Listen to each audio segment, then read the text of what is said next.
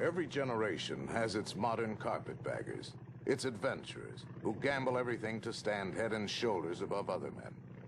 Among them could be a creative giant, a do-gooder, a tyrant, or a plunderer, a man who leaves his personal brand on everything and everyone he touches.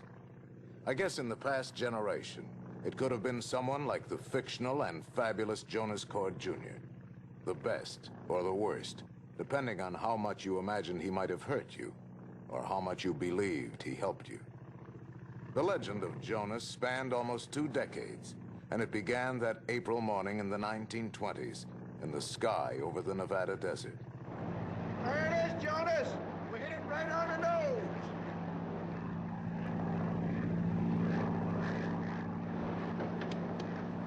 Let me take the stick for a while. You can't fly. I've been watching you. It's simple. You pull it back, you go up. You push it forward, and you go down. Okay, it's yours, but be careful.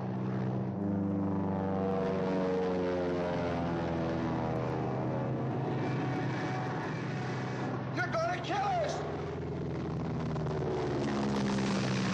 Get your hands the hell off that stick, kid! That felt good. I'm gonna try it again. Not with me in it. Well, then get out. It's my plane.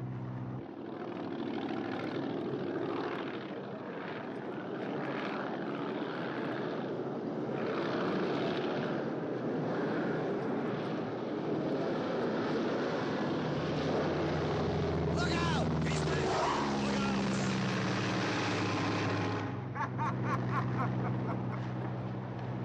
Take her, Joe. Land it.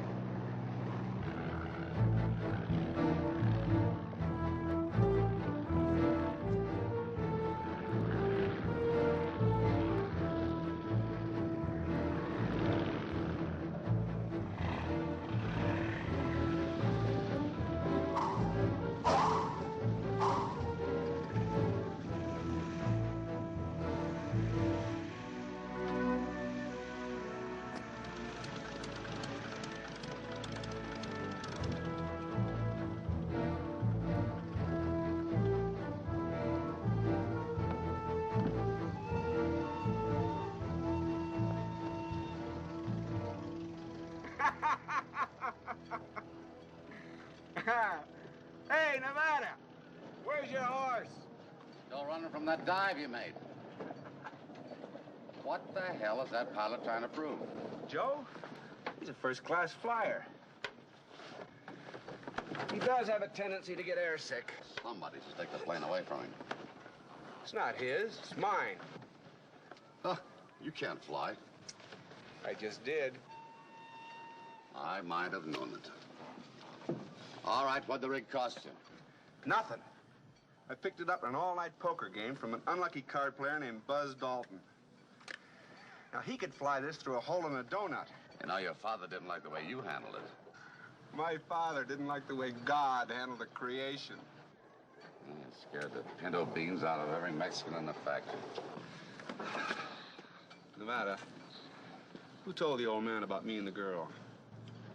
The newspapers. You had a pretty big spread. It was a grandstand play. She didn't want to die. Came close to it. Look, the longer we keep the old man waiting, the more he's like a mule with a burr under his tail. Now, come on, let's go.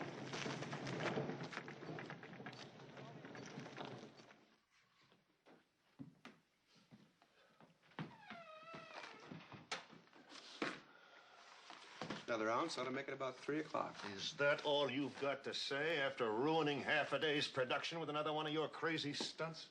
Your message said you'd get down here in a hurry. Not through the roof. 2 more feet and everything within 3 miles of this powder keg would have vanished. Yeah, I gave that some thought. Why the hell didn't you get out of that hotel room when McAllister told you? Because the girl tried to kill herself. I couldn't leave her alone. You didn't have to go to the hospital and make a small story on page 10 into page 1 headlines. Well, it would have read worse if I tried to hide.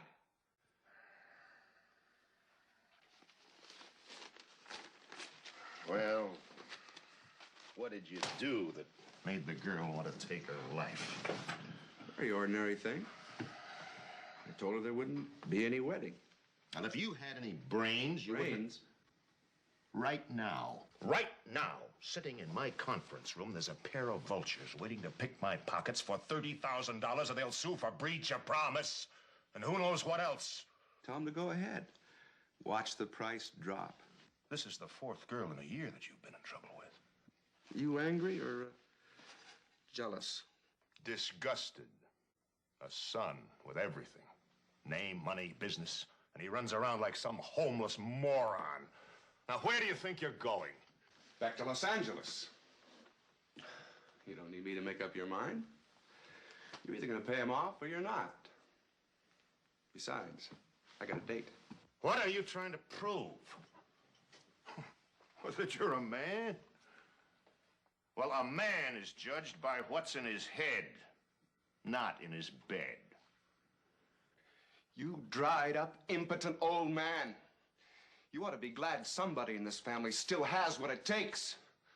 Otherwise, that so-called wife of yours, Rena, might think there was something wrong with all of us Cords.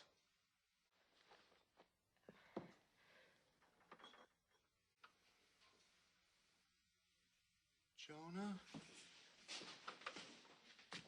No?